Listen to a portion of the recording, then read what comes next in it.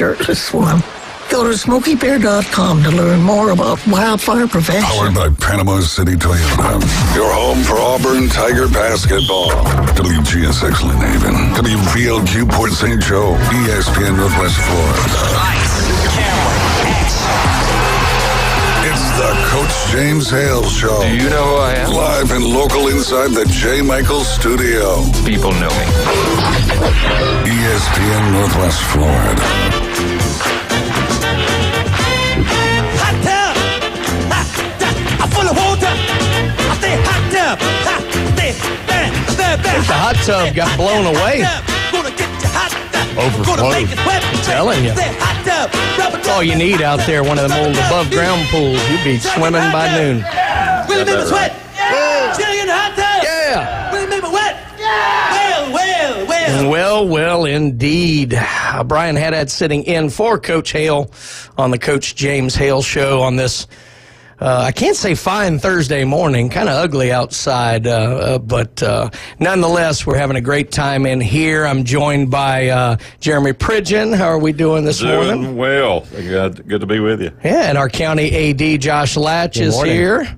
You're right in the throes of it right now with all the sports going on. Transition between winter sports winding down and then obviously spring sports popping up. It's the busiest time of the year. There are these two times of the year, kind of October, November, that we get the overlap of football, basketball, and then we get this time of year. And I know you are going lights out right now. Yeah, it's fun.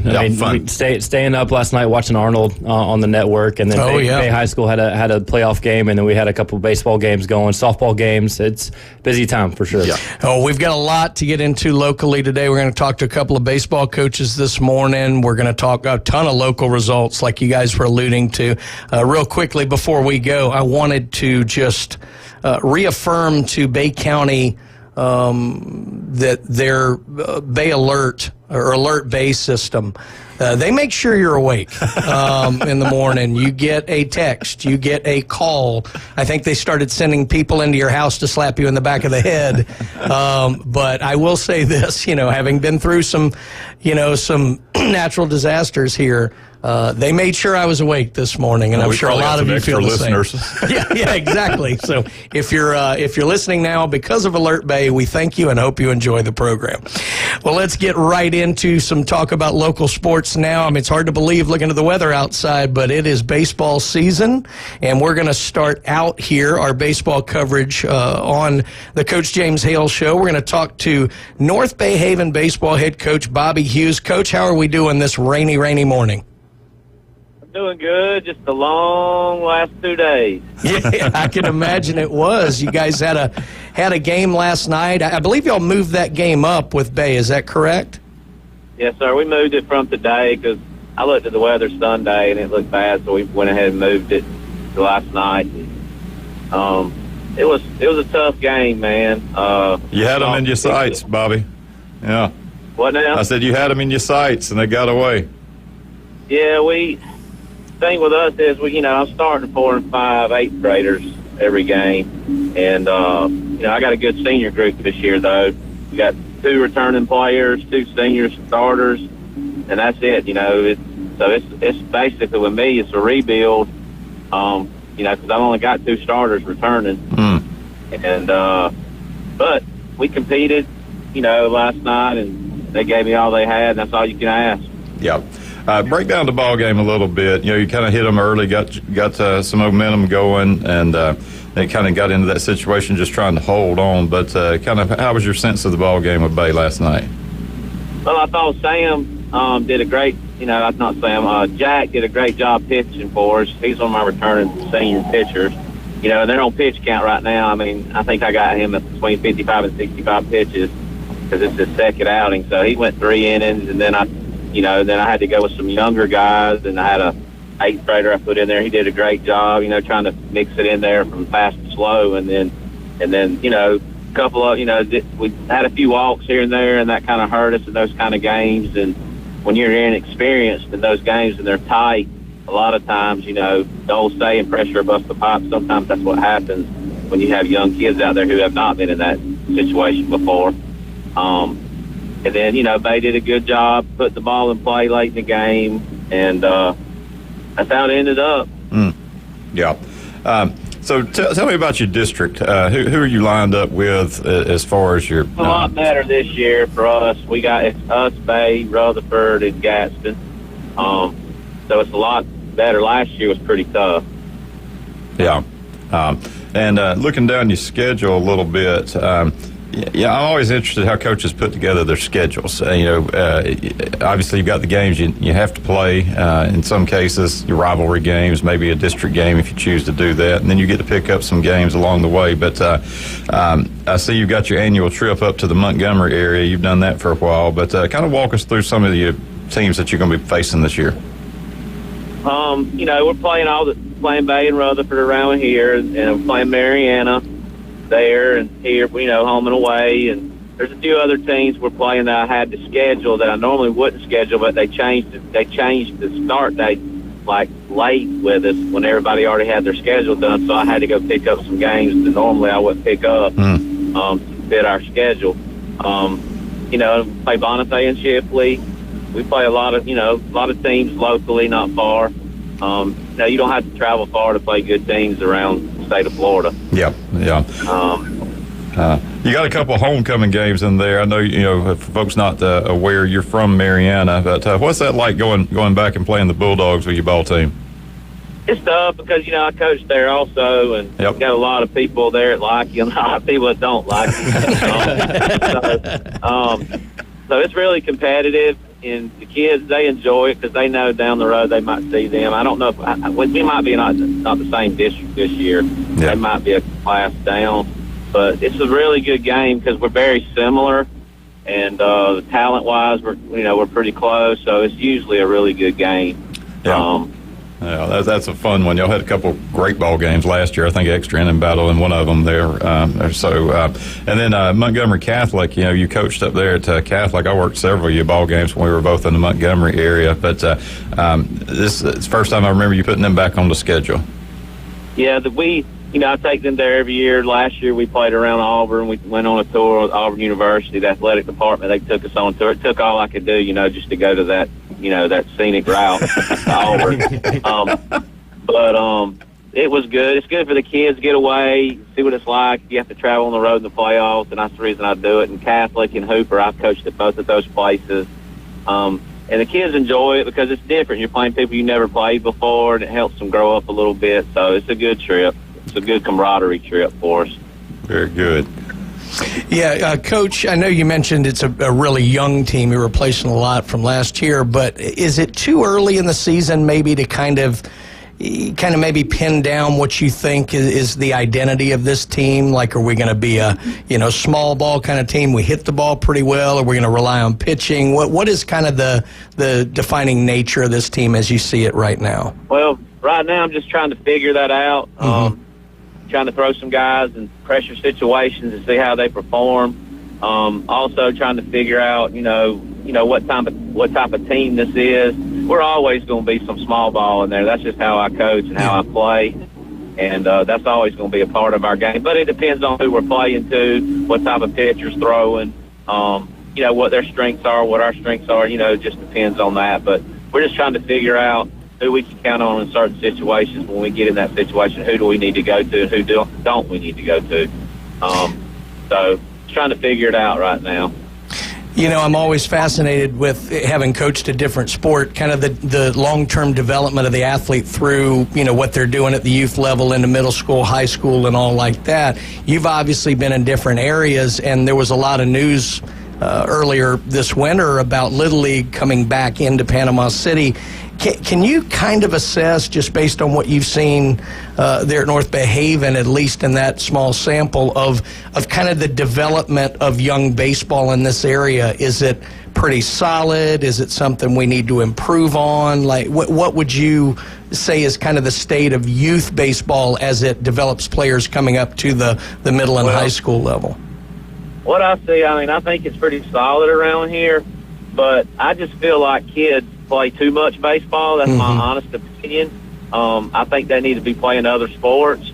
I think it makes them a better rounded baseball player. I'm not a big fan of year-round baseball because I see what it does to a kid's arm when they get to a certain age. I've seen a lot of Tommy Johns for young kids.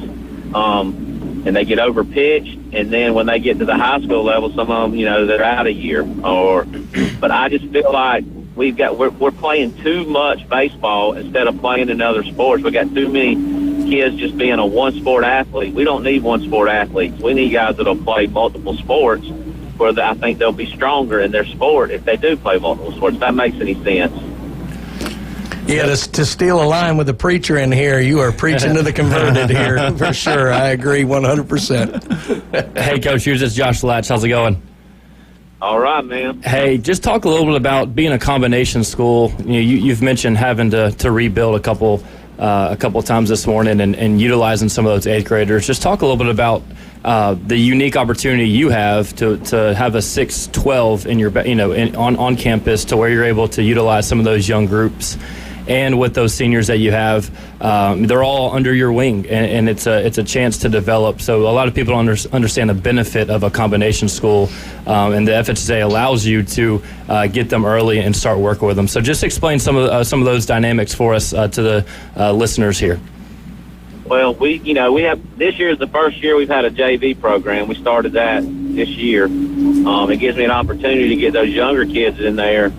And also I teach elementary PE, so I get to see a lot of those younger kids in 5th grade, and it gives me an opportunity to see who's a baseball player and maybe who's not a baseball player, and it kind of helps me distinguish, where I can lead them, if you know what I mean, to play baseball. But when you got so many like that, you got to decide what you think's best for your program at that point. Sometimes it's best to have a JV. Sometimes, like last year, it was not beneficial for me to have a JV because I really didn't have enough to have my varsity like I wanted to. So, when you first start, you got to go in there and figure out what's the best route to take, and that's what we've had to do. And now we started a JV program because we figured it out. It's a lot going on when you have 6 through 12. It does have benefits, and then sometimes it don't, because you want to have a middle school team, but you got to have enough kids to be able to have a JV team where it's competitive.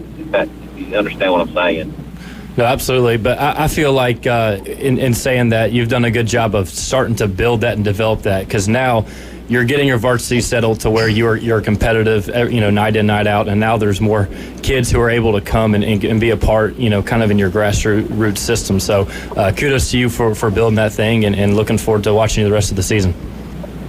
I appreciate y'all having me on, and I like our senior leadership we got going on, and hopefully if we keep getting better, and by the end of the season we'll finish like we did last year and get the district championship and win the district championship. That's our goal every year. That's the first thing our goal is when I coach, is to win the district championship. So, Bobby, I've heard some things about changes to the playoff format for the FHSAA. Are you able to kind of speak into what they've done with that? I know traditionally single elimination, but some new wrinkles this year. Yeah, they're going 2 out of 3, like we did in AHSA in Alabama. And to me, that find out who the best team is, not who has the best one pitcher. Yeah. When you got to get them ready for that. You've got to pitch a lot of guys during the season, because if you don't, when you get to that 2 out of 3, you're going to be done. So it really finds out who the best team is, not who has one good pitcher, and that's what baseball is. You want to find out, about your whole team. Yeah. And as a coach, that's what you got to do during the season, to have those guys prepared.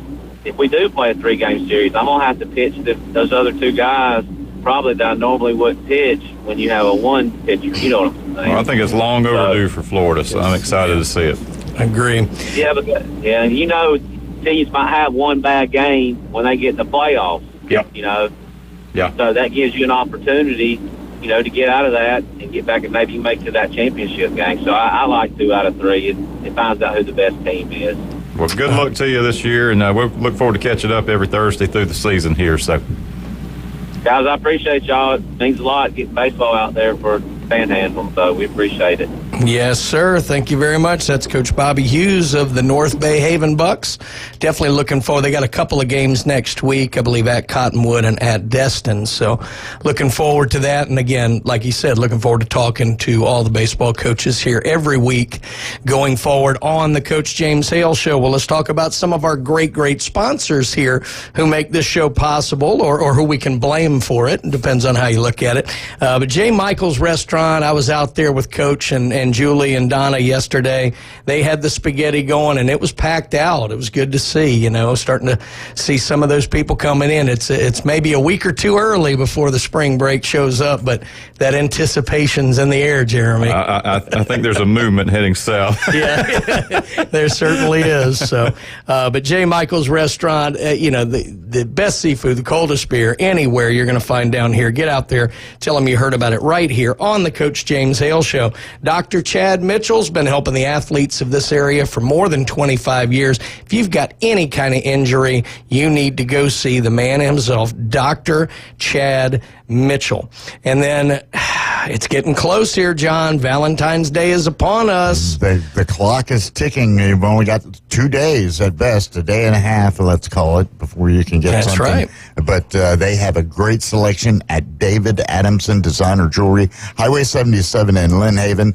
Go there, talk to them at a negotiated price. It's one of the few places you can still do that on a fine piece of jewelry, and they'll go out of their way to really help you out. That's David Adamson Designer Jewelry, Highway 77 in Lynn Haven. Yeah, fellas, don't try and break up today on the 13th. Women have gotten wise to that plan. It doesn't work anymore. Just in time. Yeah, exactly. All right, when we come back, we're going to talk more local baseball here with Coach Doug Lee of the Mosley High School. That's coming up next on the Coach James Hale Show, ESPN Northwest Florida.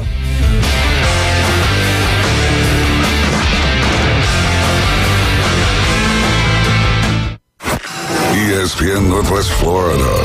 We're taking the inside drive. I think it's an absolute farce that MCDC didn't get Coach of the Year, where he dismantled the Vikings. We beat them twice. We won the NFC North. When our whole basically defense was in the intensive care unit at Henry Ford Hospital back in Detroit and all that. Come on, man. Really? Join Ryan Mulvey. I do very little. Middays 11 to 1 on ESPN Northwest Florida. Good morning, this is Joanna on ESPN Northwest Florida with your weather forecast on this Thursday. Partly cloudy this afternoon and evening with a moderate breeze at 13 miles per hour coming out of the north and temps near 72. Tonight we will have partly cloudy skies and be warm at 51. Partly sunny tomorrow and a high 67. Very light showers Saturday with a temp of 73. This forecast is sponsored by Mid-South Lumber, the best little lumber yard in Panama City. Thank you for tuning into ESPN Northwest Florida. Rely on it. Discover Kia at Billburn Kia during the President's Day sale going on all month long. Are you looking for a fuel-efficient SUV that doesn't compromise on style, comfort, and performance? Stop in today at Billburn Kia and let our team put you behind the wheel of your new Kia. Billburn Kia is now offering 1.9% APR for up to 60 months on the purchase of a new 2025 Kia Sorento. Billburn Kia is the home of that 20-year, 200,000-mile warranty. Stop by and see us today at 2435 East 15th Street or anytime at BillBurnKiaPanamaCity.com. We'll treat you like family and give you the peace of mind you can trust. Offer from Kia Finance America for the purchase of a new 2025 Kia Sorento with $1,748 per month per $1,000 financed in 60 months. Qualities limited, cannot be combined with other finance offers. Not available on balloon financing. The 20-year, 200,000-mile warranty is the Billburn Kia warranty. See dealer for complete detail. Offer for well-qualified buyers. Must take delivery from dealer stock through 3/3/25. He doesn't try on clothes at the department stores.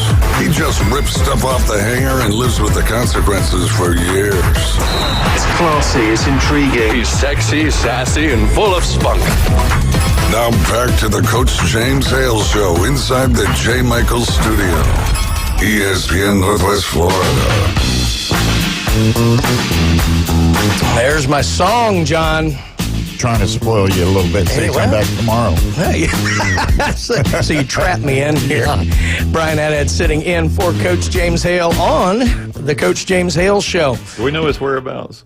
I don't think he's leaving anywhere with this weather just yet, Okay. but I believe he's Just headed wonder up. if Coleman Coliseum's in his. Yeah, well, I've seen the price of the tickets. I'm not sure we're heading there, but I do believe he's heading up north, for the last couple of days here. So safe travels there, Coach Julie, and everybody out on the roads this morning. Be safe, because I know the weather's been a little spotty, but we are talking baseball this morning, and who better to talk to than state championship winning coach himself. Back in the dugout, Coach Doug Lee of the Mosley Dolphins. Coach, how are we doing this morning? Doing great, Brian. Thanks for having me on the show. Absolutely. So, baseball never leaves your blood, but you've been in the AD's chair here for a while, and I know there's coaching never leaves you, but just talk about kind of the process of going through kind of being named coach again and getting back in the dugout, and what that's been like trying to balance the two roles for you here. Well, it's been a challenge to some degree, and obviously it was not playing the baseball side. Right. But, just for different factors, here I am. And, it was last year it was an interim, and that was kind of the thought process going into it, and then Mr. Bullock kind of started having conversations. But, after talking to my family and praying about it and all the things, that goes into a decision, we just felt like it may be best for right now. And so, I've definitely enjoyed it. I'm grateful that he had the confidence and the trust to put me back in the dugout. And again, I've just enjoyed a lot of it. But, just trying to balance the two. I mean, you're trying to do both jobs the right way, and it has definitely been a challenge, and you don't sleep much anymore, I can tell you that. So, but I'm enjoying it and grateful to be a Mosley Dolphin. Well, I would imagine it makes those conflicts with the AD a little easier when you just yell at yourself in the mirror, So. Well, I tell you, just in being truthful and as candid as I can be with that, when we talked about this, I told him, that I was going to be evaluating myself as a head coach, as the AD. I know people may think that's kind of, right, but there's a lot of truth to that. I think, as long as I feel like we're heading in the right direction and that I'm doing the things the right way and all that, then we'll just kind of take this, day by day, season by season. But, I think, my first priority is to come to Mosley was to be the AD. And so, again, we're going to be very honest with ourselves at the end of the year, too. Hey, Doug, Jeremy, good morning. How are you, buddy? Doing great, Jeremy. Good to see you. Good. I was talking to Coach Harry Frank last night, and he said that he had a conversation with you, and he said, I wanted to speak to the undefeated head coach of the Mosley Dolphins. Yeah, I told him we were thinking about canceling the rest of the season when you go out on the highway. And, I think looking at your schedule here, wow, you bit off a lot. Yeah, it is a tough schedule, especially early on, and some of that was done, we scheduled that way, and then others, because the FHSA, with the calendar change from a 10-week season to a 9-week, we had to move a few games up, which really created a really tough 3 to 4 week stretch. But again, I think, our team is growing. I think we will go through some growing pains during that time. But I'm awfully proud of where we're at and excited about how we respond during that 4 week. And we're definitely going to be prepared by the end of the year, which is really the main goal. Well, these first three coming up, I mean, I know you got the W over Crestview, and that's congrats on that, getting out of the gate there. But South Walton and then a pair with Arnold. So what are your thoughts going into those three? Well, obviously with South Walton tonight, I would venture to say they got to be the odds-on favorite to win the whole thing this year in Class 4A. And then they're paired up with Arnold, which has got 2 Division I arms and pro prospects themselves. But when you think about South Walton, what a job Nick Borthwick has done in building that thing. I know he's got a lot of good people that surrounded him too. But to build that program into what it is now, it's just a credit to him and that school and their leadership, and we have a lot of respect for them. But they've got 6 Division I commits, and really, honestly, in next year's Major League Draft, they potentially could have 2 first-round draft picks in their pitching staff. I really believe they got the best pitching staff, especially in Florida and maybe in the country. Wow. That's a testament to the work of that program there. You get South Walton at home tonight. I know this weather's moved in. Are y'all concerned about playing conditions? Are you going to kind of watch that through the day, or what can we do as far as staying ahead of that? We're going to do everything we can to play. I've been always my mindset. I'm not going to cancel game 2. It's absolutely, we know 100% we can't play, so that's kind of been my mindset. I do know. Obviously umpires are traveling from out of town, so that's always a factor a little bit. I just found that out last night. But we're going to wait as long as we can to make that decision, and I'm hoping it gets out of here this morning. And I just took a look at it. Right now we don't have any puddles out there. It's pretty wet, but other than that, hopefully if we can get it out of here, we'll play tonight. Where are your officials coming from? Well, I think they're coming from Gulf Breeze, from what I'm hearing, in a bar. Okay, very good. When Doug Lee got out of the umpiring business, they just a shortage. About 5 or 6 followers. Doug, we talked to Coach Hughes earlier about the changes in the playoff format, and that's one I've called in Alabama, and we had the 2 out of 3 up there. I know. It does help for the best team. There's the conversation about maybe giving the underdog a shot. I know Mosley's had some history with like Archbishop McCarthy, where you just want to take them once. You don't want to have to try to get them again, and you'll get off the porch. But what are your thoughts about the change there coming to the postseason? Well, I think it does kind of present probably the best team out the gate, and definitely the team with the deepest pitching staff. I think it benefits. And, honestly, I'll speak from my experience in 2002, we may have benefited from just the one-game situation in that year. But, I'm okay either way. I mean, as long as we know ahead of time. The only thing I was a little disappointed in, the other thing was on the ballot was to increase our regular season to 28 games, which would have helped you develop more pitchers. And that didn't pass. And that was the only thing I didn't like, is that you're going to vote you have to have more pitching in the playoffs, but we didn't get a chance to really develop it with 3 more games as our regular season. But not a big deal, but obviously would have helped some too. Yeah. Well, Coach, baseball obviously a big sport down here, and everybody's going to be paying attention. Maybe talk about some of your players that we can be looking forward to hearing a lot about here as the baseball season gets going. It's obviously it's pitching and defense. That's where you win championships. They always talk about, and so I really like our pitching staff. We're very young again, but tonight Chase Wood's going to get the start on the mound, and he's committed to Enterprise. Going to get a chance to go to the next level. Carter Payne has a lot of upside to him. He's a junior, and between him and Ryan Harless the other night throwing the no-hitter, they both have very strong opportunities to go to the next level for sure. And then our bullpen, we started with Brady Lee, sophomore, very good arm, has a feel for all 3 pitches, and very smart baseball IQ, along with 2 seniors too, Peyton Stokes and Christian Zedeker, and then Hunter Bollinger. Hunter Bollinger played on my Little League team, and I've told him over and over, hey, you're going to continue to get the ball. And I remember he just really struggled with his command back then, but he is just getting better and better and better every time out. So I really expect before this season is over, he's going to have a factor in our season.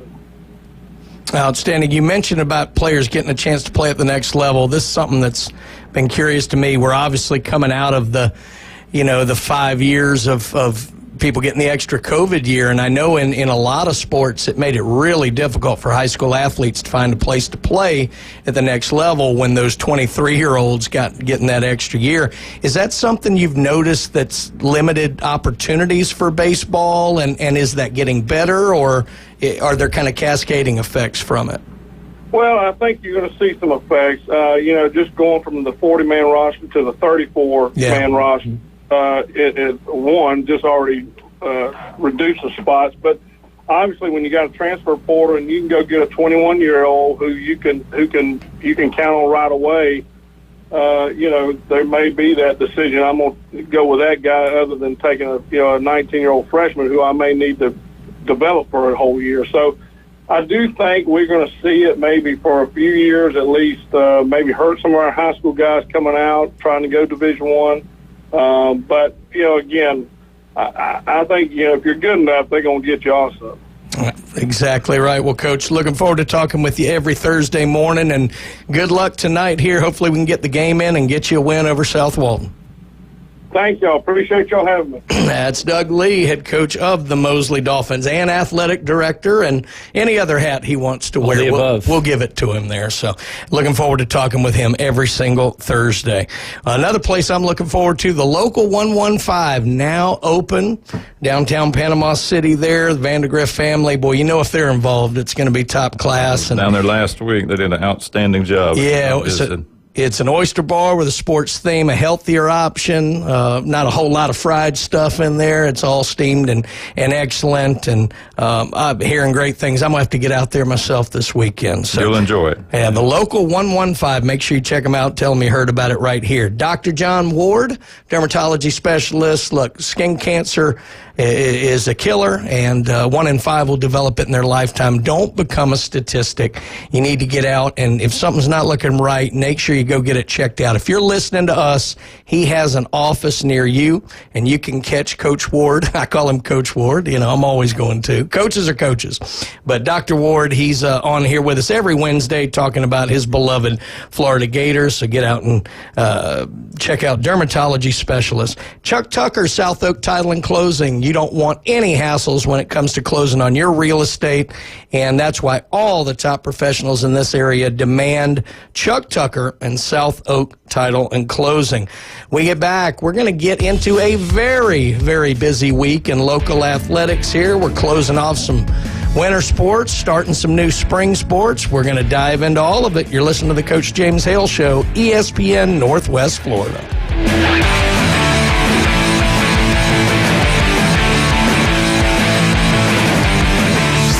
ESPN Northwest Florida. Colin Cowherd.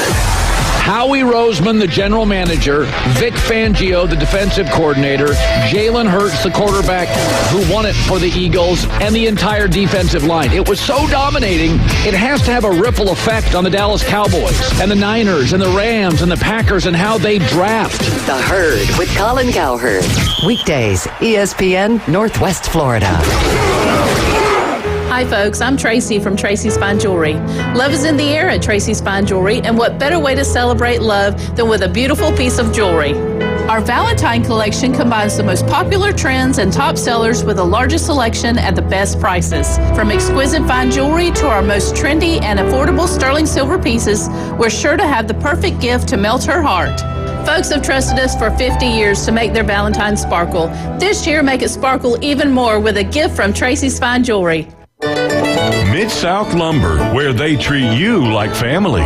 Locally owned and serving the residents of Bay County for over 45 years. See Mid-South Lumber for all of your DIY projects, including windows, doors, siding, lumber, and millwork. Are you building a new home? Bring your contractor in to Mid-South Lumber and meet with a member of their sales team to discuss your framing, siding, windows, and doors. Mid-South Lumber, the biggest little lumber yard in Panama City. 717 West 11th Street. Reliable Copy Products is proud to be the exclusive dealer in Northwest Florida for Kyocera office equipment. Reliable Copy Products has been committed to providing professional, personalized service for the last 35 years. They understand that the right equipment does not always fall within today's budget requirements, so they offer several options for the equipment you need today for the growth you expect tomorrow. Call James Smothers at 784-6601. 784-6601. Reliable Copy Products on Harrison Avenue, just north of Bay High School. I'd like to introduce. Now back to the Coach James Hale Show. Milk was a bad choice. If I could just have your attention. 60% of the time, it works. Every time. If anyone wants to switch jobs, let me know. Live from the J. Michael Studio. I have many leather-bound books. 104.3 ESPN Northwest Florida. And welcome back into the Coach James Hale Show on this wet and wild Thursday morning here. Coach Hale is, he worked 3 days this week. He's taking a break. Too much, But Coach will be back with us on Monday. I'll be the substitute teacher here for the next couple of days. Jeremy and Josh in with us. Big Bad John spinning the tunes for us. Let's get into a ton of local news here. Let's get some scores out of the way first, and I definitely want to deep dive into a few other things. But let's get into the JUCO ranks. For the men, Gulf Coast State College gets a 1-point victory over Pensacola last night, 68-67, and Chipola gets past Northwest Florida, 69-64. For the women, Gulf Coast completes the sweep over Pensacola. They get a 73-64 victory. Northwest Florida gets by Chipola, 57-50. Boys high school basketball playoffs in effect here. Bay High School had to make the trip, on east to Bishop Kenny. Came up short, unfortunately, 51-39. Bishop Kenny gets the victory, but certainly no slight on a good season for the Tornadoes. It seems like in the Panhandle that I-10 only heads east in the postseason. Isn't that the truth? They never seem to come over this way. I will say, just in watching that game last night, Memon did a great job game planning, but Bishop Kenny, they responded to every run they had. They would make some good runs, and then they just capitalize. They'd have a three that just killed the buzz, and they'd have a silly foul or something that just put them on the line to kind of take the air out. But great season, great first year at Bay, unbelievable job. Kudos to him. Absolutely, 100% agree. It was Monroe getting past Port St. Joe, 59-54. A bit of a surprise there. Yeah, St. Joe had a great season, and then Crossroads got them in the championship, and then that kind of two-game skid here. So put them on the road against a pretty tough opponent. Yeah, that just seems to be the nature of the beast this year for our local teams in playoffs in every sport. But speaking of Crossroad, they got past Bluntstown. Pretty hard-fought little game here, 45-39 over the Tigers. So good season there for Bluntstown. Walton ran into a juggernaut with Jackson last night, 74-30. Jackson gets it done. Mariana, we did have a local victory here. Mariana gets past Fernandina Beach, 72-56. It was Chipley over Baker, 56-52, and Graceville gets past Bethlehem, 56-47. That was a revenge game. Bethlehem got them in the district final. Nice. So very good. Now the ladies will be playing most of their games today, I believe. That's the way it alternates. Rutherford's home. Yeah. So good luck to the Rams here tonight and all our local teams playing. Over on the soccer pitch, as you will, we had Fort Walton Beach getting past Rickards 2-0, as they say. And what I'm sure we're going to talk a little bit more about here, we had an exciting one last night. Arnold gets past Washington 2-1 in extra time. Quite the matchup there and quite the game. Josh, you said you were watching that one on the network? Watched it until NFHS decided to end the live stream. Oh, my gosh. Whoever set up the event did not set it long enough, so it stopped right at 9 o'clock. That's why I started texting Ryan Mulvey because he was there, and he's got some great video. He really does. Awesome. Well, big win for Arnold, obviously coming off of just a huge year last year, trying to build on that again. Tough fought victory. Extra time is nervy in soccer. So. Against the number one team in the nation, right? So Washington undefeated hadn't taken a loss yet, and man, the way Arnold responded after an iffy call, the handball in the box, getting a free kick, going down 1-0, and then responding, scoring, tying up before half, and then obviously the go-ahead goal was incredible off of that free kick, and I think was headed into the right of the net. So kids just fought, they battled, and that's just been the MO of this team, watching them all year. Yeah, that's outstanding because those legs get heavy in extra time, and you got to capitalize. In the last few seconds there, Washington had the kind of free kick from midfield there, and one last approach, and it was headed away, and time expired, and you could just see the relief on the Arnold kids. I mean, it was the 100-yard sprint, and it was a great atmosphere, right? Yeah. So you couldn't see it on the live stream, but the administrators sent me pictures of they had a bunch of students. Arnold had a bunch of students travel. You could hear it, the jawing back and forth between the student sections and the chanting, and it was a great high school soccer. Now, did they play on campus there at Washington? Yeah, I was going to say I've been over in that area. They've got great facilities in general, so very cool. And looking at the FHSA pairings, they are out. Arnold will get River Ridge out of Region 2. Yep. So, Excellent. yep. Next week in Lake Myrtle Sports Complex. Good luck to the Marlins going forward. Boys baseball, we've been talking about it all morning here. Arnold get past Holmes 8-2. Get going here for the season. We talked to Coach Hughes, the North Bay Haven game. It was North Bay Haven had the lead going in the top of the 7th. Bay gets 3 and gets past North Bay Haven 6-5. And then Leon puts up 2 touchdowns and extra points. They get past Franklin County 14-4 in the lone softball contest of the day. North Bay Haven gets by Port St. Joe 6-1. Josh, I mean, we talked about it earlier. This is such a busy time of the year for you. How difficult is it, like, on these, school athletic directors to try and balance, wrapping the season with the winter, but they've got to get things going. We should have asked Doug Lee when he was on. Yeah, exactly. He has the coach's hat. Oh, it's a lot. A lot of the logistics behind it that people don't see is like the athletic clearances, right? So making sure kids are able to play, have their physicals and have everything in, making sure the coaches are equipped, the schedules are in, they're submitted to home campus in the state, transportation, right? And then spring, you have a lot of rainouts, you have a lot of schedule changes with, the outdoor competition. So it changes every day, so it's a cool little part of the season because you're celebrating the rewards and the postseasons of the winter sports. So like we have weightlifting going down to state championships. I think Arnold's leaving today. A couple teams are leaving today. So you're celebrating those, but you're also interested in seeing how these spring sports are going to shape at the beginning of these seasons. For those who maybe don't know, obviously there are going to be a lot of athletes. I know we talked with Coach Hughes about too many athletes are specializing, but there are still several who play multiple sports. Are there any logistical rules as it applies to, let's say a Bay? Bay's obviously just finished basketball, but the baseball's been going. Is it kind of up to the athlete to determine what, or do they have to finish one sport to do the next? So traditionally you respect and honor the season that's in county, or in season.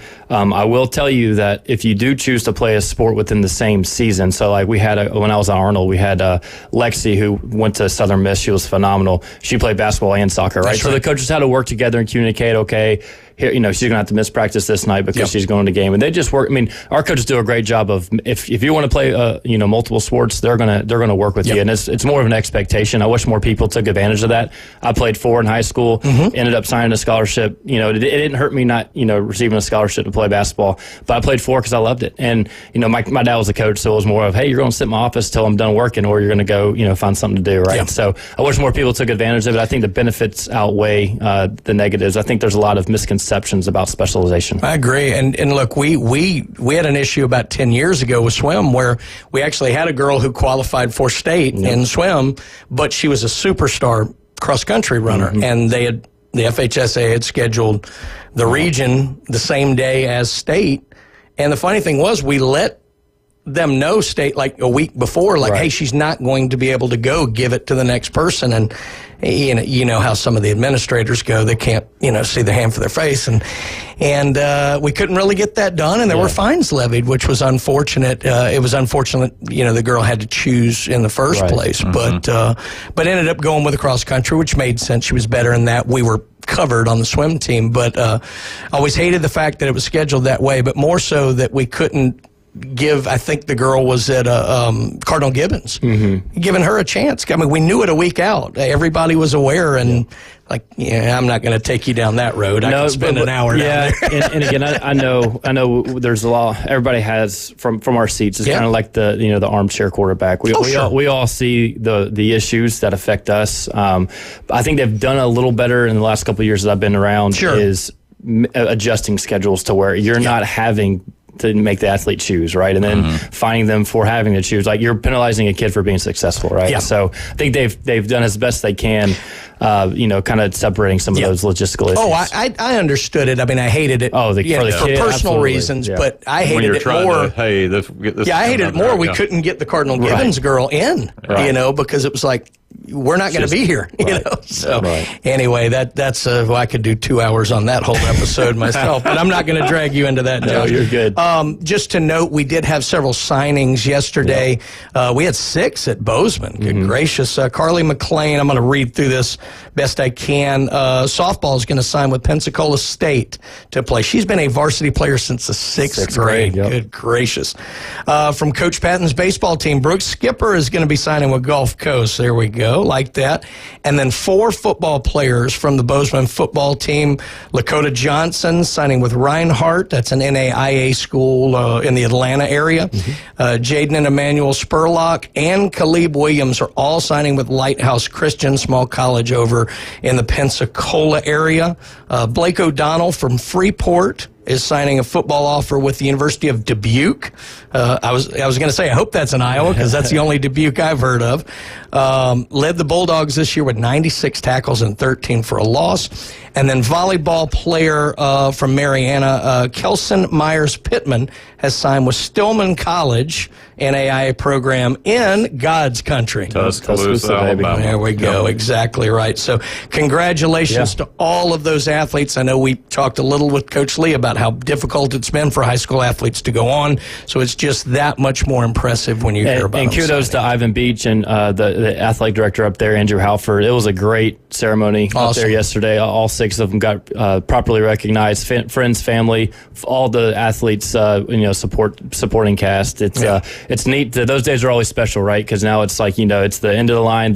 All the time and effort is paid off, and now you're reaping the reward and being recognized. And I will say kudos to the local news outlets who do cover the signings very well. I've been in areas where that wasn't the case, and it is nice to give those kids the recognition that their hard work deserves. Well, when we get back, we're going to kind of shift gears. We're going to get into the college ranks. We're going to talk a little FSU here, but before we do so, let's talk some more about our great sponsors here on the Coach James Hale Show. El Rodeo Tequila Bar and Grill, the best Mexican you're going to find anywhere down here on Panama City Beach on Thomas Drive, right across from the Navy base. El Rodeo Tequila Bar and Grill. After you eat one of those super burritos, you need to go see my friend Jason Kovaleski at Max Fit Sports Nutrition. You want to look better, feel better. You're looking to get bigger, stronger, faster. Get out, see Jason. He's got 2 locations in the area, Pier Park North next to Dick's Sporting Goods, and on 23rd Street in the Del Coronado Village next to Taziki's. Max Fit Sports Nutrition, where you can try it before you buy it. FSU, when we come back, you are listening to the Coach James Hale Show, ESPN Northwest Florida.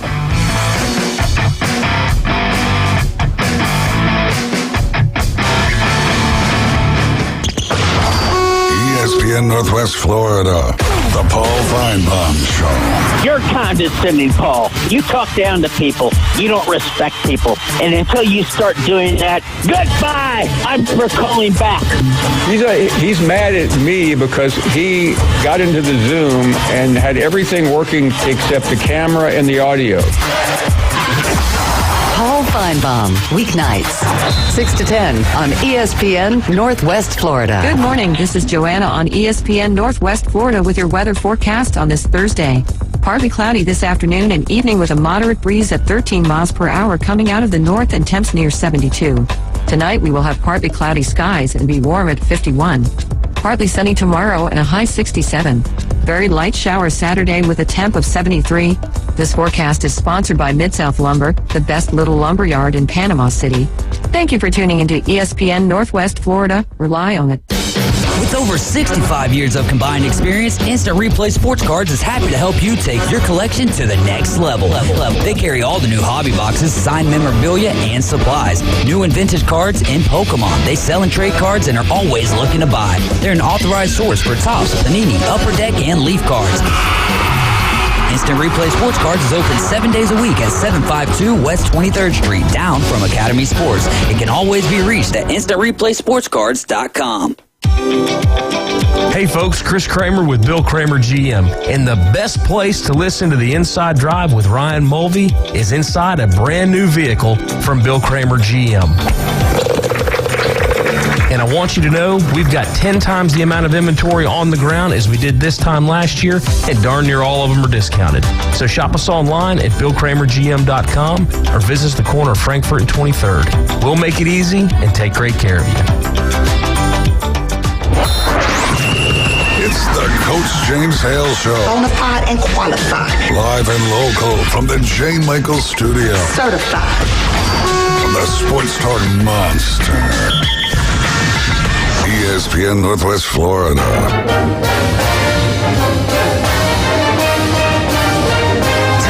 Florida State, Florida State, Florida State. Woo! FSU update brought to you every single morning on the Coach James Hale Show by newbies. He used to say all 3 newbies. Now it's 4.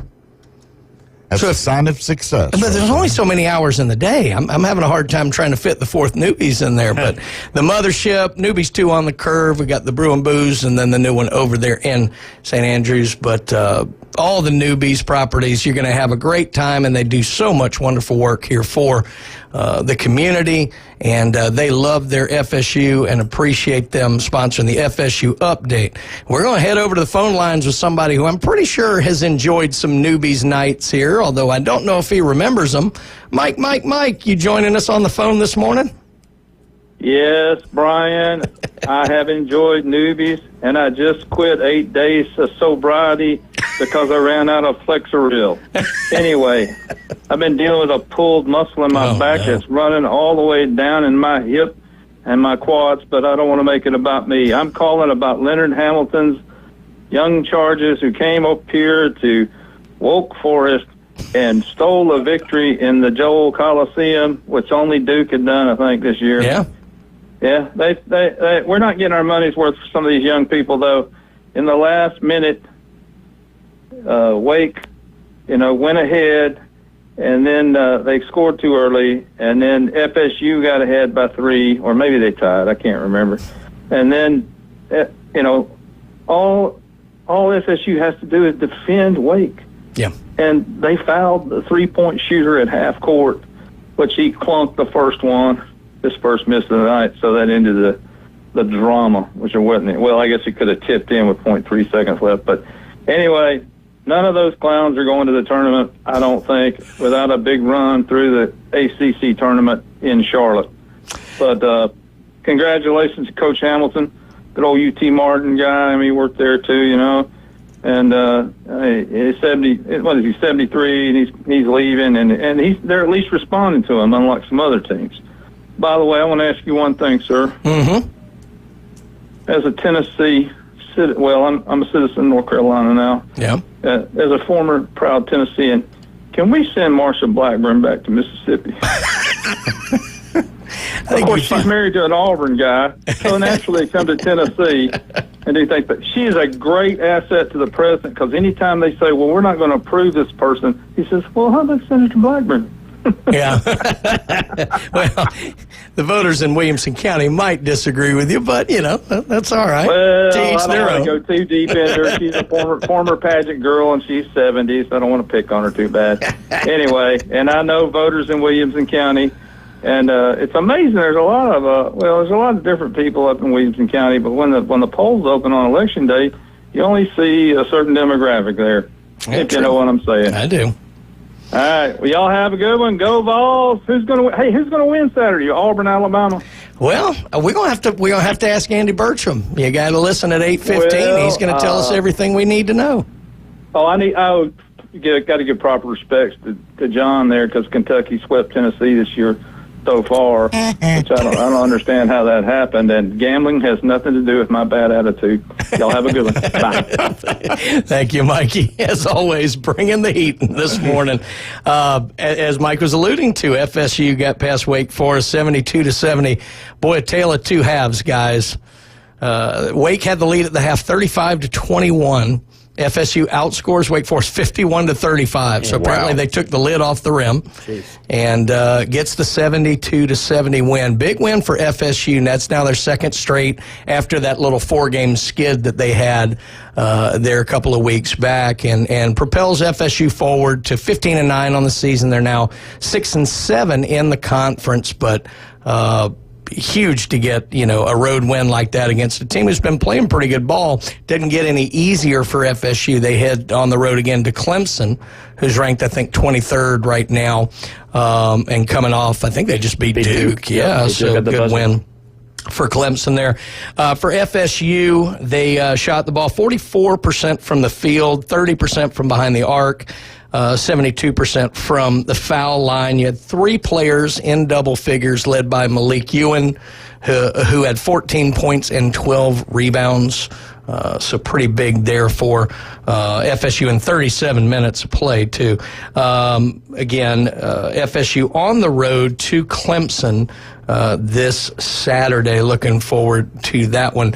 Let's talk a little bit about Coach Hamilton. And Josh, you haven't been a basketball coach as well. I'm kind of curious. We talked a lot when Nick Saban got out about how the winds were changing, and maybe a lot of the older guard coaches don't care for some of the changes, rightly or wrongly, and they just maybe have kind of had enough. Whether that was the case with Saban or not, who knows? But a lot of those same thoughts came up with Coach Hamilton. Mm-hmm.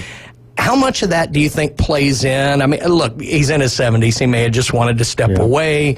You're dealing with the nonsense with the lawsuit. But how much of it do you think is, as a coach, what we love more than anything is developing young people and developing people to be better athletes. Mm-hmm.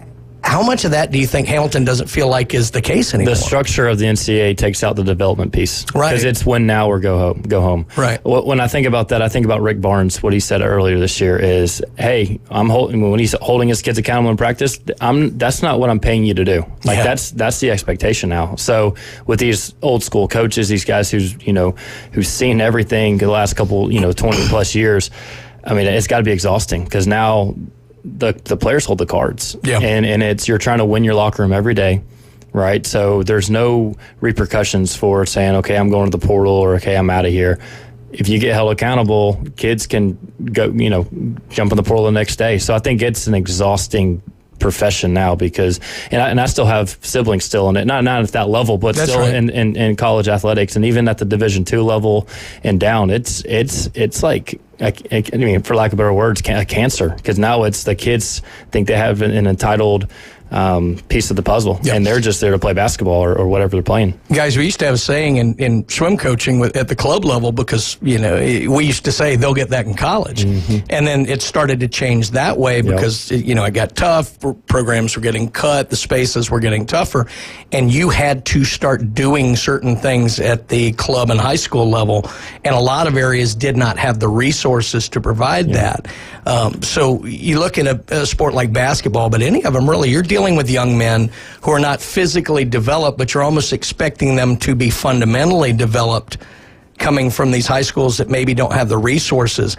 Is the coaching now that is done at the Parks and Rec level, the high school level, that much more critical to a young person's success in life than maybe it would have been 10 years ago? Yeah, I feel like any step of a young I mean, there's seasons of life where development is crucial, right? So middle school to high school, right? So when you go off and you go, get out of your parents' house and you go and you're on your own, you're going with whatever the last, 5 to 6 years you've been, ingrained. So when you go to these programs, especially let's talk about just the college athletes, and the expectation is like, hey, you're just another employee number now, essentially what it is. Like, you're going to help me win or you're going to get out.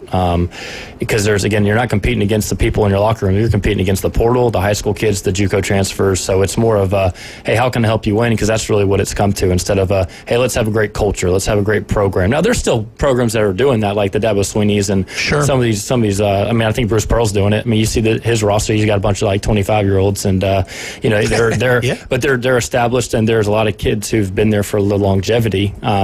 So there's programs that are doing it that are successful, but I think the overall, feel of it is a little more of, hey, how can you help me? Yes, transactional. Yeah. There you go. Well, let the preacher talk now. Yeah, there you go. It's more like a general manager. That's right. It's just an exchange of goods here. Yeah. I mean, you've got these skills to offer. The employer needs them, and let's put them together. You're not building a program, you're building a season. That's it. To piggyback quickly on what we were talking, all morning with Coach Lee and all like that, does this, you may be perfectly positioned to talk about this, does this expand the ability for D2, D3 programs to really be a critical function in the development if a lot of the high school athletes who may be we're at the end of the bench on a D1 program, potentially now have to go there.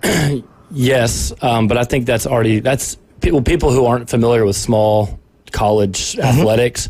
That's already kind of been a systematic thing, right? So being a coach at the D2 level, there were kids in our program that could help Division I teams win, right? So I was in it where there was still, it's about the fit. It's about, the culture. It's about, you get more of that because it's truly dumbed down to, hey, we're here to play basketball. You don't have the politics. You don't have the money floating around. There's some, like we had a couple kids with NIL deals that first couple of years at Lee, but you're not looking at a holistic approach of like Coach said, transactional, right? So, but I feel like a lot of those lower level Division I guys are benefiting from going D2, right? And we have some local kids now that are at the D2 level, like a kid I coached, Alex Steen at Arnold. He's leading Division II level in 3 statistical categories out Florida Southern. History program, leading the nation in rebounds, blocks, and having a stellar career as a junior. Went in the portal last year and got offered some money, but he got offered some money to stay. So again, even at that level, you're seeing it go both ways. Excellent.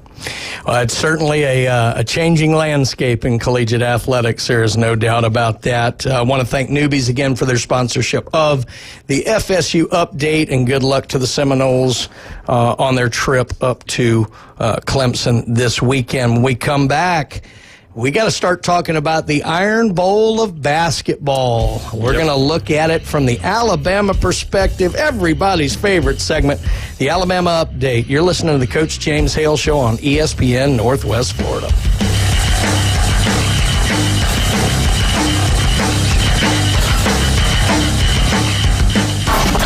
ESPN Northwest Florida presents the most college basketball. Three-pointer, punch it in! College basketball is back. The Panhandle's destination for live play-by-play. The SEC, ACC, and beyond. Oh, you saw that coming, The biggest games play right here. ESPN Northwest Florida. Good morning. This is Joanna on ESPN Northwest Florida with your weather forecast on this Thursday. Partly cloudy this afternoon and evening with a moderate breeze at 13 miles per hour coming out of the north and temps near 72. Tonight we will have partly cloudy skies and be warm at 51. Partly sunny tomorrow and a high 67. Very light showers Saturday with a temp of 73. This forecast is sponsored by Mid-South Lumber, the best little lumber yard in Panama City. Thank you for tuning into ESPN Northwest Florida. Rely on it. Golf is a game that should be fun, but to have the most fun, you need to play your best. That's where the experts at Golf Plus come in. Their friendly staff will guide you through the buying process, answer all your questions, and can help with any repairs you need along the way. Golf Plus is your custom fitting, club repair, and golf retail shop. Golf Plus staff is non-commissioned and will work with you to find the best product for your game, just like they've been doing since 1988. Golf Plus in Dothan and Panama City Beach. Fitting, repair, retail. That's Golf Plus. WPLQ Port St. Joe, WGSX Lynn Haven, powered by Panama City Toyota. ESPN Northwest Florida. Shopping with your parents can be embarrassing. Why would they sell jeans with holes in them? I'm going to speak to the manager. Mom! That hoodie is giving. You should get it. YOLO. Thanks to the Chase mobile app, your kid can shop independently while you keep an eye on their spending. So you can go from... We can be twinsies. ...to... How was shopping? Saw you stayed on budget. Thanks, Mom. Freedom for kids, control for parents. That's family banking from Chase. Account subject to approval. Chase mobile app is available for select mobile devices. Message and data rates may apply. JP Morgan Chase Bank N.A. Member FDIC. Put down your natural light. It's time for the Alabama Update. The Alabama Update, weekday mornings at 8. On the Coach James Hale Show at 104.3 ESPN Northwest Florida.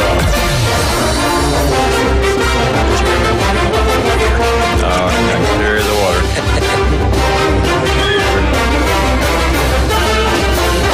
Roll Tide. Oh, we're live. I'm just sitting here looking at John. I was just enjoying the music. Yeah, let it play. I hope we hear it a lot Saturday.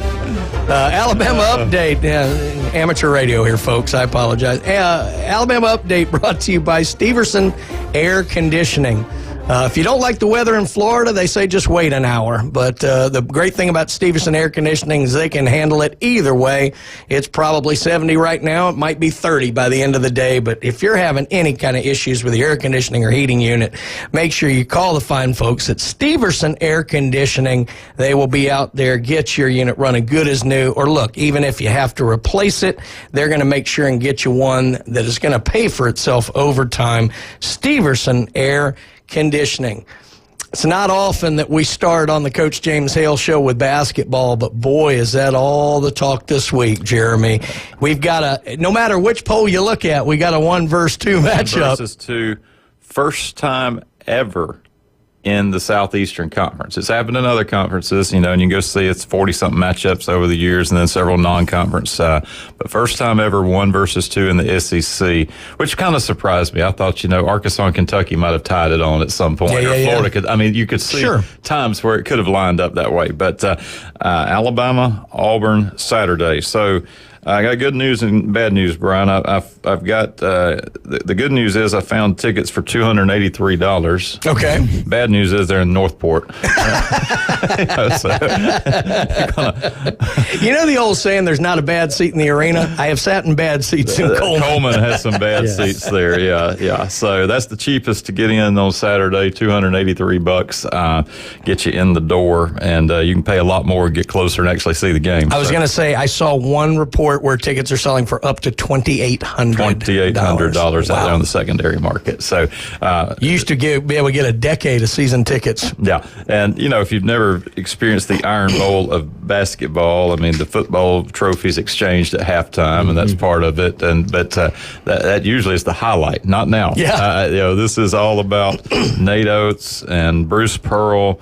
Alabama, Auburn, much anticipated. I was up in Tuscaloosa last week, and while we had the game against Texas and took care of the business down in Austin, the conversation was around this Saturday, 3 o'clock, Coleman Coliseum. And I know we've got Andy coming up. He'll talk more about the Auburn side of this in a few moments. But if you look at the breakdown, the margins are so tight. Yeah.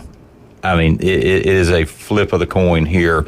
And Alabama has the advantage of playing at home. We have seen historically, maybe not as much under Nate Oates, but previous coaches, when Alabama had a big home game, they just lay an egg. I mean, I remember the Godford years where it just cruised through, and then you'd be in prime time and come up short. But the other part, I think, really comes down to Alabama and the three-point shooting. Yeah. If Alabama is hitting the three ball, that will be the difference maker. If they go cold from three, advantage Tigers. Yeah. So look early. Rebounding. They're within just a percentage or two of each other. Shooting, they're within percentage or two. The difference is the three-point shooting that Alabama relies on in terms of efficiency. Defensively, again, Tigers allow 30% from three-point range. Alabama's going to have to be better than that. Yeah. Sears, who's had his issues, I think is now kind of coming back out of the doghouse. It was the wake-up call, perhaps, and it came at the right time. The lack of defensive effort seemed to be what was the catalyst behind that now. We're kind of learning more. If you watched when he was benched, he kind of created a bit of a scene and a distraction. And Oates said, we're going to play the people that are going to help us win. Yeah. And what he's speaking into is the defensive effort. Alabama's got their hands full on defense on Saturday. Auburn is quick to the boards and likes to play pretty fast. Pace will be interesting as to whether or not they want to run, because they could both run and light up the scoreboard. And if somebody jumps to a lead, do you try to just slow it down, grind it out? So a lot of what ifs as the game unfolds. And this will come down to the two of the best in the business right now, Oates and Pearl. You know what it kind of reminds me of? You would see those football games where both teams are scoring in the 50s, and you think, oh, this is going to be a shootout, and ends up being a 17-14 game. Alabama leads the nation in scoring. I think Auburn's 7th or 8th in the nation. And so you think, oh, well, this is going to be a, 102 to 99 kind of game. This very well could be just a grinded out 55-51 kind of contest. Absolutely. Yeah. And, it was interesting to me, so much we talk about basketball is about, the Cooper Flags, the new guys coming in. What I loved about Alabama and Auburn coming into the season is both of them sported a huge returning name. Correct. Johnny Broome for Auburn, Sears for Alabama. But neither of these teams have relied solely on these players. Broome's been out injured for a good part of the year. Sears, of course, has had his disciplinary issues, probably a little too far, but you kind of get your head right. Effort issues like that. So these teams both are very deep and rely on a lot of different players. And the X factor in this will be the guys in stripes. Yeah. Because if they get out there and they call tight. That's right. Spoken like a true official. There we go. And kudos to our basketball officials, because I think that is the most difficult game to officiate consistently. Yep. That's what you want. But we've seen like Alabama, Kentucky, they might as well have gear on. And then you see others where they've played very tight. So that, will they let them play? And if so, expect that high-scoring game. And Andy Burcham might speak more to this, but I feel like it's going to have the same feel as the Auburn-Tennessee game a couple weeks ago, where it's more of a possession-by-possession game, and margins are slim, but it's more of a grinded-out game. Well, let's go deeper into that. Let's think like an official. Okay, you've obviously got this environment is going to be insane. Yes. It's going to be electric. And the players are going to be hype, and they're going to be just full of energy. And do you as an official come in thinking, I need to check this early? Or do you not want to? It's like you say, it's not swallow the whistle, but you obviously don't want it to be about you. Right. Like, how hard is that balance in a game with so much on the line? Right. I think it's critical. And I know they'll have an A crew in there. There's no doubt about that coming from the conference office. But each basketball game has its flow, has its energy, and those first few minutes set that tone. You get a couple quick whistles, you get let's just say one of them gets in foul trouble, you alter the game, and we've seen that. It doesn't mean they didn't commit the fouls, it's just that the game dynamics change. The end game really does take on a life of its own that we could talk all day long, but until you put it in the air. I'd argue the last 4 minutes of the first half sets the tone for the rest of the game, more so than because again, the first 4 minutes of the game, you're trying to find your rhythm, you're trying to find your flow, but by the end of the last media timeout going in, you see a lot of identity of that, whatever that game's going to finish like, because the officials have figured it out, the players have figured out what they can do and can't. Every game's different because again, the zebras are a factor. Some let them play, some let them don't play. So I think that'd be interesting to see how the first half finishes. Well, it's going to be fun. It could be the first of 3, maybe even 4. Who knows? There's that real possibility. The thing that's so funny is, in a way, because you're taking 68, and if you're a team of any consequence, the regular season is not really critical. Yes, seeding helps and things like that, but so in terms of national championship aspirations, this game may not on paper mean that much, but tell that to anybody in the state of Alabama this week. This weekend, yeah. This is a big deal. Big deal. And, for this Saturday, the eyes of the basketball world will rest on the state of Alabama and the city of Tuscaloosa. Who would have thought? The funny thing is, the people lying in wait probably saying we have no chance of being number 1, but we've got every bit of a claim to be one is the University of Florida. Knocking on the door. Because whoever wins this game, I'm sure, will be number 1 come next week. But Florida, I think, is every bit as good. Both teams coming off a good midweek victories. Alabama gets by Texas in Austin. Auburn goes up and saves Vandy another $250,000. Yes. Vandy has shelled out the money for court storming. And there are other things going on in Tuscaloosa. Alabama's women's team 20-5 this year. How about that? They're rolling along very, very quiet because of the men's success there. Softball got underway last week. They went out west to open the season. Coach Murphy leading the Crimson Tide. They played 5 games out in the desert.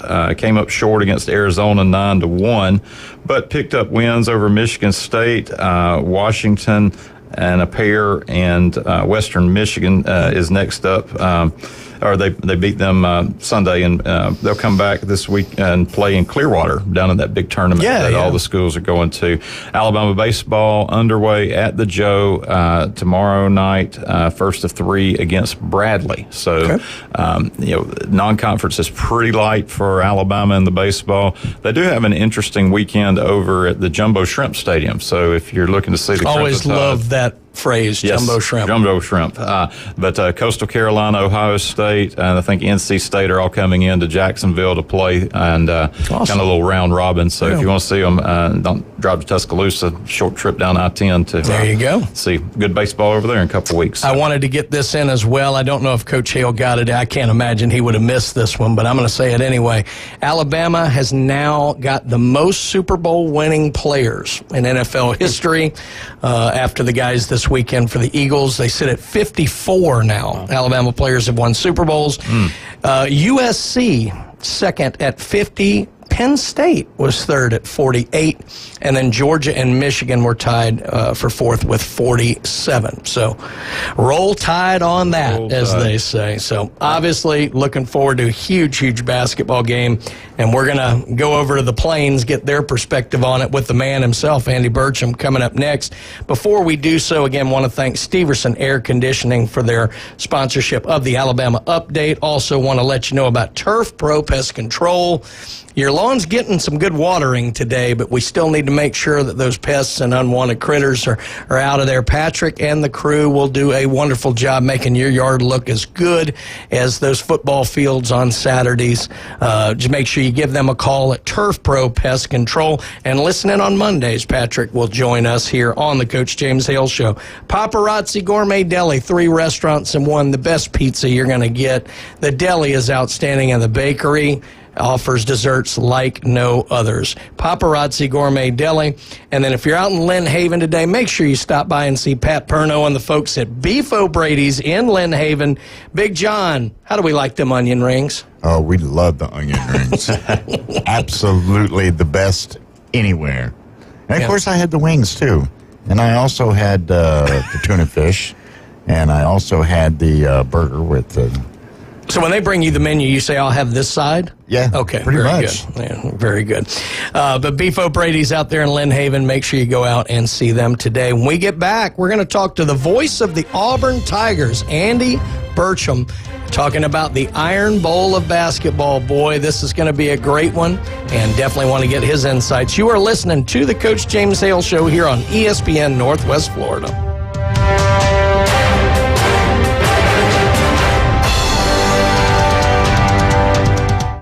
It's the ESPN Northwest Florida Hall and Arts Magic Express. Hey, Jason. Yeah. Dude, are you ready to go on the ultimate road trip to see the Orlando Magic? Well, hell yeah. You won the Hall and Arts Magic Express, dude. You're going. Hell yeah. Let's do it. Sponsored by PCB Hobby, Panama City Toyota, Hall and Arts, and Fairfield Hampton Inn on Thomas, and Home 2 Suites. ESPN Northwest Florida. Man, that's awesome. That's fantastic. Good morning. This is Joanna on ESPN Northwest Florida with your weather forecast on this Thursday. Partly cloudy this afternoon and evening with a moderate breeze at 13 miles per hour coming out of the north and temps near 72. Tonight we will have partly cloudy skies and be warm at 51. Partly sunny tomorrow and a high 67. Very light showers Saturday with a temp of 73. This forecast is sponsored by Mid-South Lumber, the best little lumber yard in Panama City. Thank you for tuning into ESPN Northwest Florida. Rely on it. How would you like to receive money for your car that you don't need anymore? When you call the Sell Car US hotline right now, we'll come to your location. Within a matter of days, we'll offer you a fair price for your vehicle and we'll remove it for free. How great is that? You don't need to go anywhere. No people stopping by your house to look at your car, wasting your time on test drives. We come, we offer you a price, and pay you immediately. Call the Sell Car US hotline right now to arrange to have one of our representatives come right to your door and tell you how much your car is worth. Cars, trucks, vans, running or not, we'll make you a deal. Call this number right now. 800-609-2771. 800-609-2771. 800-609-2771. 800-609-2771. That's 800-609-2771. Want to know the inside scoop on your favorite teams? From the gridiron to the hardwood to the diamond. For comprehensive sports coverage, it's ESPN Northwest Florida. Now back to the Coach James Hale Show inside the J. Michael studio. And now, War Eagle. Live from the J. Michael studio, it's the Auburn Update on the Coach James Hale Show with the voice of the Auburn Tigers, Andy Burcham. ESPN Northwest Florida. War Eagle! Hey! Welcome back to the Coach James Hale Show. We are your home for Auburn Tiger basketball, and we have the voice of the Auburn Tigers on with us as we do every Thursday, Andy Burcham. Andy, got an exciting weekend ahead of us, don't we? Historic weekend, Brian. We've never seen it before. We've never seen it in any sport in the Auburn-Alabama rivalry before. Number one against number two, and it depends on the poll that you prescribe to. For Auburn fans, right now the best poll is the AP poll, where Auburn is number one.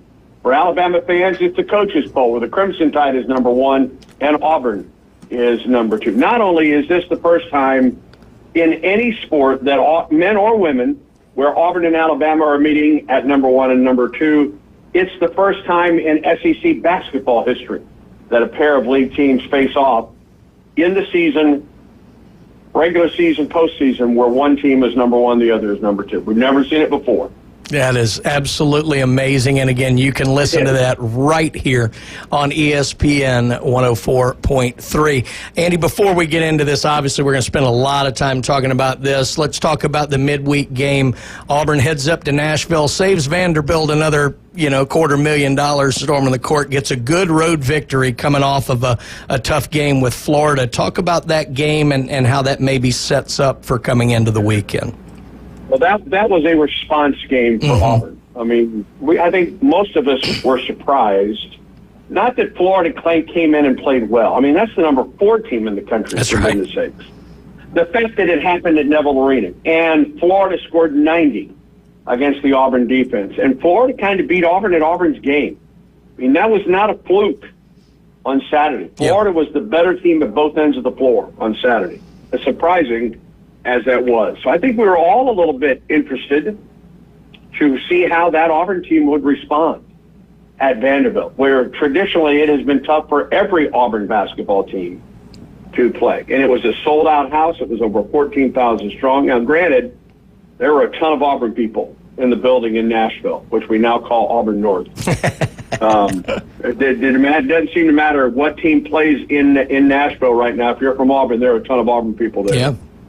No, absolutely. And Auburn jumped out to a 15-point lead to start the game. Denver Jones was on fire for Auburn. Vanderbilt came back, had the lead down to 2 by halftime, and actually led by 3 in the first 4.5 minutes of the second half.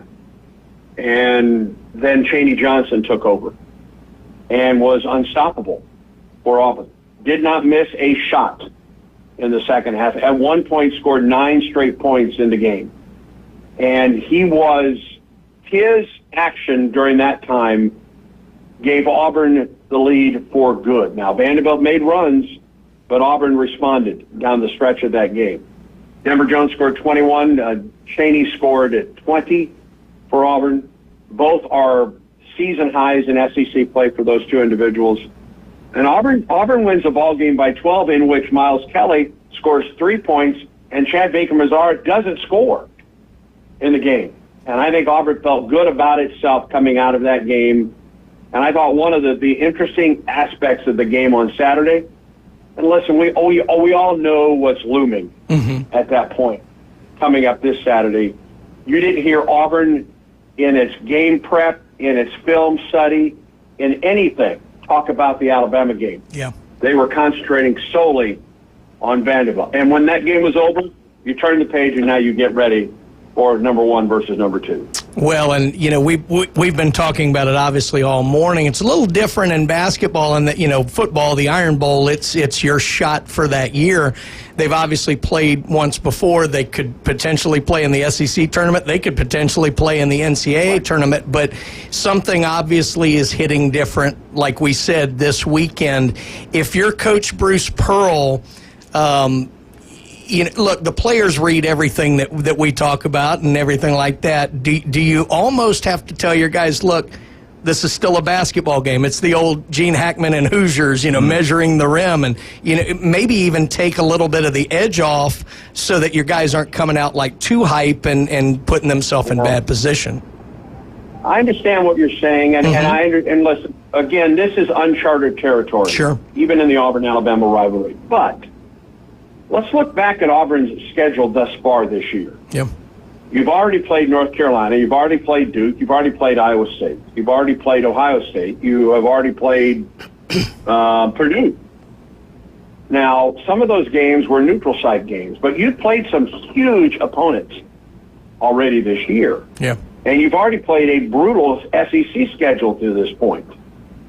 So it's not as though Auburn has played a really weak schedule, and now this is the first big game of the year. You have played, if you're Auburn, you have played several big games. Now, maybe not as big as this one, and the rivalry, and a sold-out crowd, and a national television audience, and, of course, our broadcasts on the radio side on Saturday.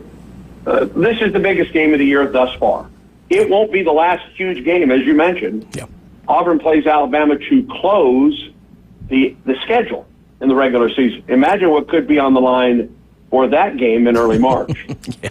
If Auburn and Alabama meet in the SEC tournament, it will likely be in the semifinals or for an SEC championship. Yep. Mm-hmm. If things continue the way they are right now, and these two teams meet in the NCAA tournament, it's probably going to be in the Final Four. Yeah. This is the first of what could be 4 huge games between Auburn and Alabama this season. That's right. Andy, Jeremy, good morning. Good to catch up with Jeremy, you. Good morning. I hope you're doing well. Trust the family's good. One aspect, looking over the rosters, this Alabama-Auburn, typically you'd have a lot of in-state kids that are very familiar with each other, having played high school ball perhaps, but there's 3 from Auburn, from the state of Alabama, 3 from Alabama coming from in-state, kind of smaller numbers than perhaps historically. Do you think that they're learning of this rivalry, aware of it, or maybe their play is not going to be as impacted by it because you don't necessarily press, given that you don't have the history you might have when you look across and you see people you're familiar with, that that you played against, grown up against, maybe battled at other points along the way? Well, I do think this. In this day and age of college basketball, and so many of these players don't even play their high school basketball in their hometown anymore. Mm-hmm. Yeah. They're going to Prolific Prep or Hargrave Military Academy, or they're going to Link Academy in Branson, Missouri, or they're playing for Overtime Elite. They're playing out on the West Coast. They're playing at Compass AZ, in Arizona. Mm-hmm. They also play against almost all of these guys in AAU ball through high school as well. They see these guys all over the country. So it's not the first time that they're seeing these opponents. Heck, some of these guys, they probably played ball with as teammates on AAU. So it's a different world now. And so I don't know what it's like for a Tahad Pettiford to go through this for the first time. And when we talk to football players about it, we talk to football players from outside the state and what it's like for them to experience the Iron Bowl for the first time. And you really don't know until you go through it for the first time. So a guy like Tahad Pettiford or Ja'Kai Howard or Jaheim Hudson or Miles Kelly, for goodness sakes, they're getting their first. They're getting to experience the Auburn-Alabama rivalry for the first time. Yeah. Most of these players for Alabama have been through it, including Aiden Holloway, of course, who played for Auburn last year. Right. But there are a couple of youngsters on this Auburn team, or newcomers to this Auburn team, that get their first taste of what Auburn-Alabama is all about. Yeah. And it is Auburn-Alabama, not the other way around. I love it. Andy, if we wake up Sunday morning and see that Auburn has gotten the victory in Coleman Coliseum, what's going to have been the story of the victory? Well, I think, one, Auburn has to limit turnovers. You cannot turn the ball over against Alabama. Auburn has done a good job of closing out on the three-point shooting of Alabama. Alabama had 17 three-pointers in that win at Texas Tuesday night. 17 three-pointers on the road in the Southeastern Conference. And Auburn has done a good job on the boards. Alabama is big. I mean, Auburn, when Auburn played Vanderbilt on Tuesday, Auburn was bigger at almost every position on the floor, including the inside. That won't be the case on Saturday. Alabama goes 6'11", 6'11", 6'11" at the 3, 4, and 5. Nelson, Stevenson, and Amori. They're big. I don't know if Alabama is as physical as some Auburn teams, but they're long, and that plays a factor in the game. So that's 3. And this will come down to how this game is officiated on Saturday. I mean, game day is going to be in Tuscaloosa. The crowd will obviously be hyped beyond measure. And it's a sold-out crowd. And it's number 1 against number 2. How will this game be called on Saturday? Will they let them play? Will they call it close? That could have an enormous effect. And there have been times where Auburn has fouled a lot. And you don't want to put this Alabama team on the free throw line a lot on Saturday. Andy, as somebody who majored in broadcasting and has been involved in radio and TV a lot of years from that, I'm always intrigued by this. Look, you're a professional. You do it better than anybody as far as I'm concerned, and you've done a million of these. But how is it as a radio broadcaster coming into a game that means kind of so much, certainly to the state of Alabama? Is it any different in kind of your preparation, trying to figure out, do you want to highlight? I'm curious as to the process from your end. Yeah. Well, I believe in my career at Auburn, and this is 37 years for me now at Auburn, I have called number 1 against number 2 one time before in my life. And it was my first year at Auburn calling Auburn women's basketball. So this would have been the winter of 1989. And number 1, Tennessee faced number 2, Auburn, in Verdi's Coliseum, where my office is right now. Yeah. So this is the first time since my first year at Auburn that I have called a game like this. Here's the one thing. As big as this game is, and it is huge, all right? I'll never try and diminish Auburn, Alabama in any sport, in any setting, anywhere. But as we've already talked about, this isn't the last time that Auburn faces Alabama this year. This isn't the Iron Bowl in football, right? Where typically Auburn and Alabama never face each other more than once in a season. It could happen down the road, especially with the new expanded playoff one day. It could happen in the SEC championship game, the way everything's configured now. But you just typically don't see. Again, we could see Auburn and Alabama up to 4 times this season. So regardless of what happens Saturday, there's still at least one more time that Auburn faces Alabama this year, and that'll be at Auburn. Yeah. And as far as I'm concerned, I can't even imagine what that hype is going to be like, because that could decide an SEC regular season championship on the last day of the regular season. So it's huge. Nothing. And Chris Stewart and I have already texted back and forth our disdain for each other. But just listen, the opportunity to be able to walk into that Coleman Coliseum on Saturday and to sit down and put the headset on and get an opportunity to call this game. Yes. With so much on, I get chills thinking about the opportunity that I get. I know Rod felt the same way. I know Jim Fife felt the exact same way when they sat down to call a big ball game. And this is one of the biggest that I've called so far in my 6 years with football and men's basketball. This will be one of the very big games, and you prep like you prep for every other game. You try to be ready for everything, and you let the game be the star on Saturday. Well, Andy, I am so looking. I literally just got goosebumps. You're talking about getting chills for it. I feel the same way.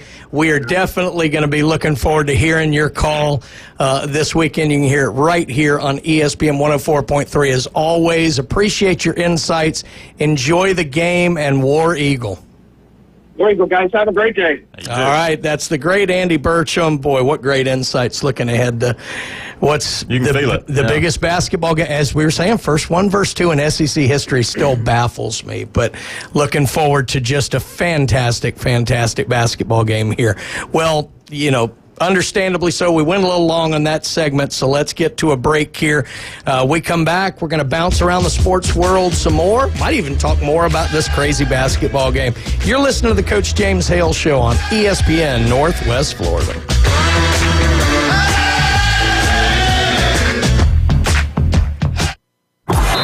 ESPN Northwest Florida is taking it to the hole. Your home for the most live college basketball in the Gulf Coast. The ACC, SEC, and the biggest games in the country. Plus the official station of March Madness. The Panhandle's destination for live play-by-play. Hear every slam dunk in ultra-high fidelity right here. ESPN Northwest Florida. Los Rancheros has been doing it right for 20 years. Los Rancheros brings a top-shelf dining experience to you with the opening of their beautiful new building. Watch all college and pro games on Los Rancheros' 14 large-screen TVs with great drink specials daily from 2 to 5 and during all the games. Los Rancheros, the place for live sports and great food on 23rd Street between Jenks and Harrison. The world's #1 auto brand is a lot of fun. Camrys and Tacomas, Land Cruisers and Grand Highlanders. Toyotas are just built to be better. And that's exactly how we built Panama City Toyota, to give you a better experience. Where your needs always come first. Where you can relax with a great cup of coffee or browse the Heritage Collection. Or we help you add the perfect vehicle to your collection. Come see us today at Panama City Toyota. Your biggest investment is your home. Protect it while also improving its appearance with Earthworks of Northwest Florida. We have sand, mulch, gravel, or lay-down decorative stone, all available for pickup and delivery. Discover your dream landscape with Earthworks of Northwest Florida. Imagine the moment you proudly pull up to your home that you've worked so hard for, enhanced by quality mulch, decorative stones, and more. Let's make it happen today. Request a quote online at earthworkspc.com or swing by the office at 2005 Industrial Drive. Love the land you live on. He has a really low passenger rating on Uber. He punched a magician and started a petition to remove the penny from circulation. I'd like to punch him in the face, I'll tell you. Now back to the Coach James Hale Show inside the J. Michael studio. Is he sane? I have no idea. ESPN Northwest Florida. And welcome back into the Coach James Hale Show. Coach Hale taking a much-needed break from his last break and the break before that, but anyway. Much needed. Yeah. Brian Haddad sitting in for Coach this morning, joined by Jeremy Pridgeon and County AD Josh Latch. And a Wildcat back there trying to keep us on the straight and narrow. Good luck with that.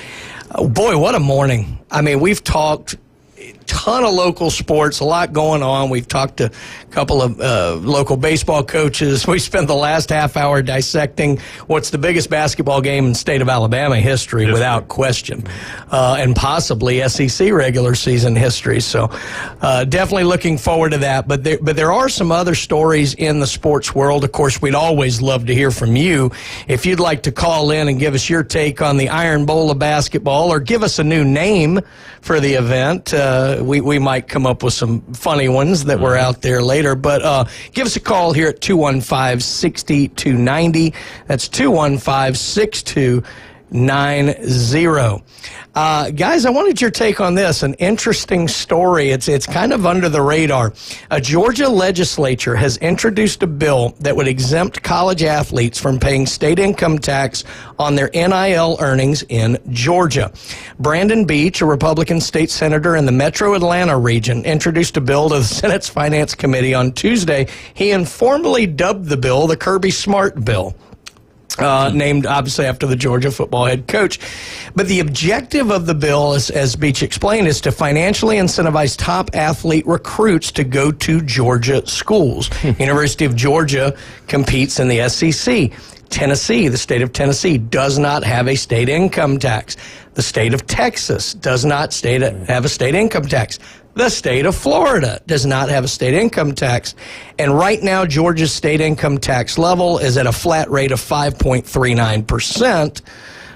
But, this is something I've talked about before when it comes to NIL. If you're a smart university, especially if you're recruiting an athlete against California or New York schools or something like that, look, I understand, let's say very few athletes are in line to make $1 million in an NIL deal.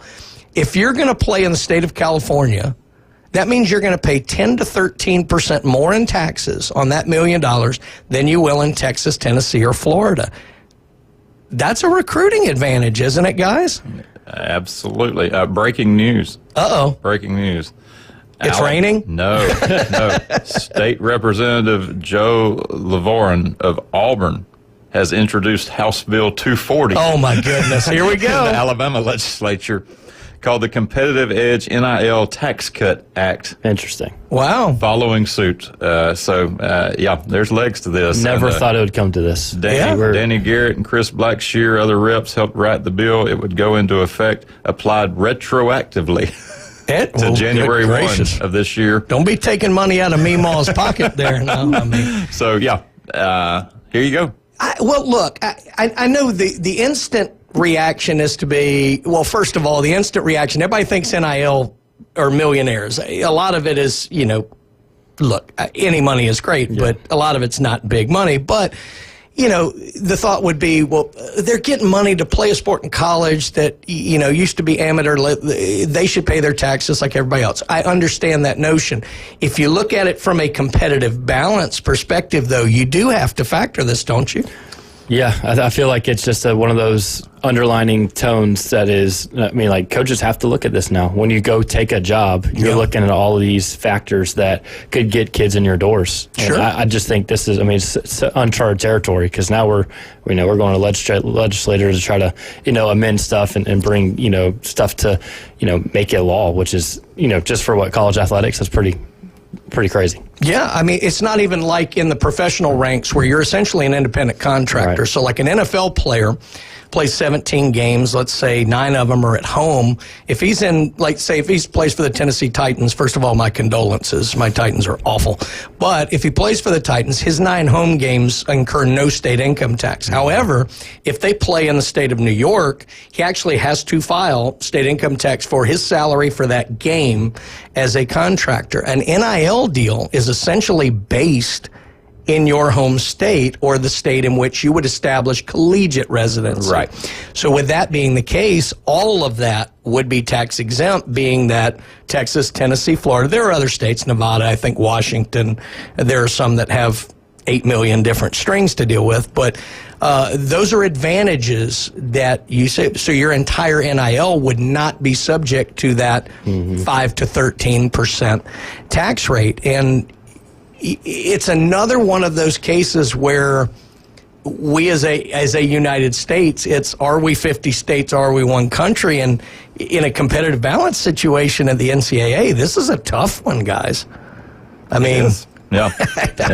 Because we're all here in Florida going, what is this income tax of which you speak? Yeah, well, exactly. Yeah. But it's even further than that. Even if you don't get this passed in Alabama, Alabama's is probably in the 5 to 7% range, I would think. So even if it's in that range, you have a pretty strong competitive advantage over California. I've got 13. Yeah. Certainly not as much as these others. But let me ask the question. Do we think these pass? Are there enough sports fans for this to pass? I suspect they get along in the 2 states that we mentioned. Yeah. Georgia and Alabama would not be hard, to find a lot of sports fans. Yeah, Vermont, not so much. Yeah. Well, it almost comes back, Josh. I know you've dealt with this a million times in local sports. Anytime you deal with anything in athletics as it relates to county school systems and all like that, it's like, no, put the money in the classroom, from people who don't either participate in sports or understand the benefits that sports have in a child's development. So, I mean, I'm sure you're going to have a lot of that as well. We have a running joke, the state gives us this amount of money, $0 for athletics, right? I mean, because it's an educational system, right? It's an educational enterprise. So that's, sports and extracurricular activities are a huge part of what we do. We save a lot of kids and give them a lot of opportunities that they wouldn't have just going, to class 8 to 3, right? So, but again, the factor is the state doesn't set aside, okay, we're going to give Bay District schools this amount of money for athletics. They don't do that, right? It's all, FTE, all about the head count of the kids for class purposes, right? So having these at the next level at the NCAAs where it's, a lot of students go to a university because of the attachment to the athletic programs. That's right. And they bring a lot of,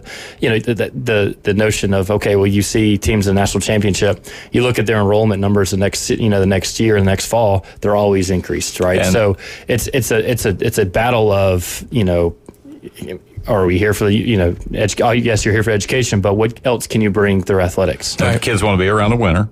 Yeah. And that's why the pressure's on these programs, because they're going to gravitate there, even if they're, nominally interested in sports. You look at the March Madness coming up. If you get a school that makes a Cinderella run, like George Mason, a few years ago, FGCU, FAU too. I mean, they are getting advertising they would never be able to pay for, and the returns show up following year. Yeah, and look, we learned it on the flip side. Why I don't believe the NCAA will ever level the death penalty again. The effect that had on the school at SMU was unbelievable. I mean, we knew what it would have on the football program, but it actually affected the school's enrollment tremendously. So it's one of the best articles I think I ever read. I wish I could remember who wrote it, but it was essentially, I think when Nick Saban was making like $9.5 million a year, it was basically, is Nick Saban the most underpaid coach in the country? And they showed the economic impact to the University of Alabama since he had been there, and it was striking. It's insane. How much it matters. So I think what's always tough about this, guys, is that, look, we're in the middle of this, and it's always going to look messy in the middle, but